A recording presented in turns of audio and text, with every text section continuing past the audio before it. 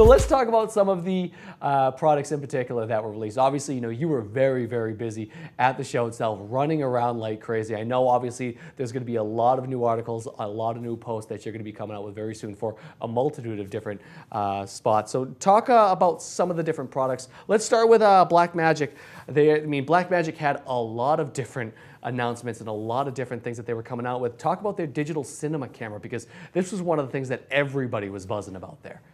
Right. Well, the Blackmagic digital cinema camera really interesting because it has the way that everything looks like it's cinema, but yet it's digital film. I'm sorry, it's digital files. So it's a 13-stop, 12-bit files. It creates these DNG files, and by the time you're finished, it looks like film when it comes out, and it's a digital camera. It's amazing.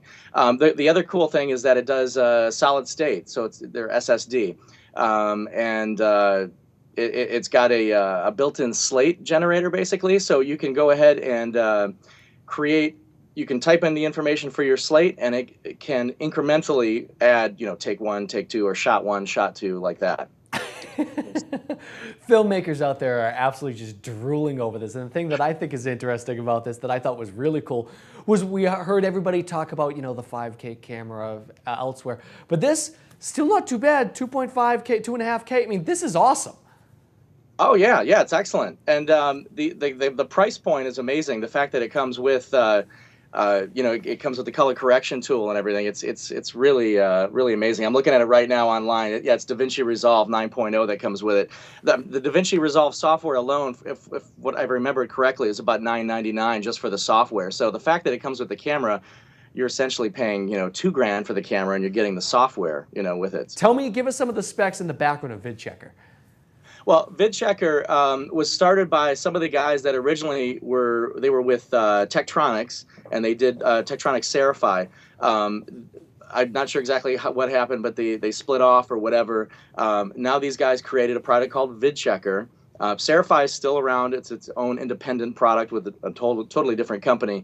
But VidChecker is similar in many ways, except the fact that it actually alters, when I say alter, I mean brings things within legal limits. So if you have an MPEG-2 file that's going to DG Fast Channel to go on the air, and your color levels are too hot, it will actually bring the color levels down without physically compressing them. A lot of legalizers back in the day, before we had anything digital, would bring things within the limits, but it would just tear up the video. And this now brings it within the legal limits, and it's actually, it looks good.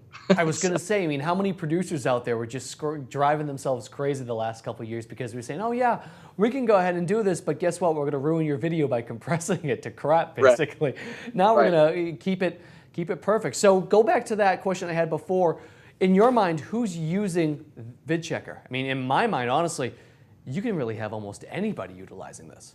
Well, sure. I run the technical aspects of a large post-production facility. We're getting it for sure. It's already slated on my budget. It's affordable too. We're getting a loaded up solution. I believe it's about 7K, 6,500, something like that.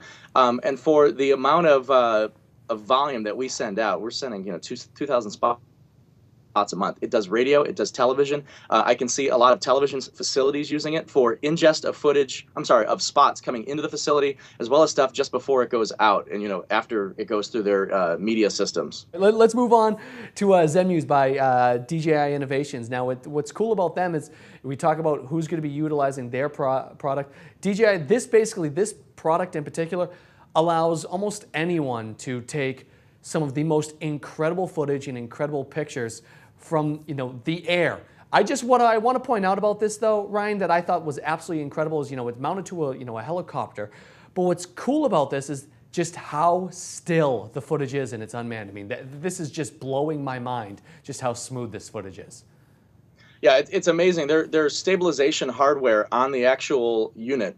They will build these units to spec. So if you, for example, had a Red camera, you'd have a little helicopter. Well, I don't know if it's called little, but it'd be about the size of a small car. So like a Volkswagen Jetta, I believe. But it was really amazing stuff. I walked into the, I believe it was in the South Hall at NAB just a few weeks ago, and saw this helicopter-like device and walked outside next to the hall, and sure enough, they're flying one outside.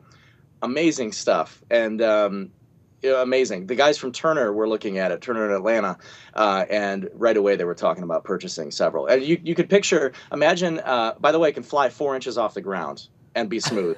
So the cool thing is that, imagine shooting like a golf course, a golf tournament, and just kind of flying in from the very low and going, high up and some sort of a pan shot or whatever. It's amazing stuff. Yeah, I honestly, Ryan, I mean, this morning itself, I was watching the news, and as I was going through some of my notes, I was thinking, well, they're covering a fire out in Western Massachusetts. This is something I'm like, all right, that's perfect right there. The other thing I have to point out about this is the weight of it all, though. I mean, what is it, like 161 grams or something? I mean, the weight is just incredible.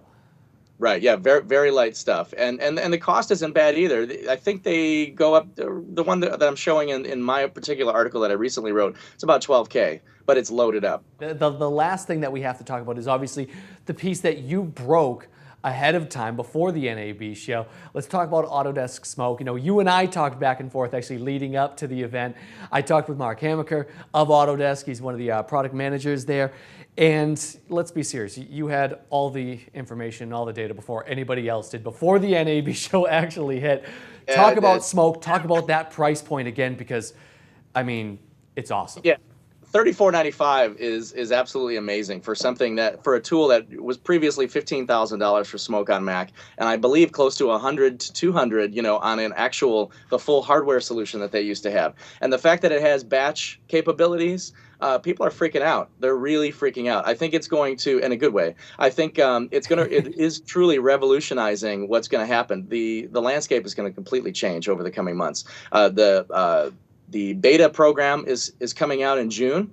I had spoken to Mark, and they said that they expected about 1,000 people to beta the software.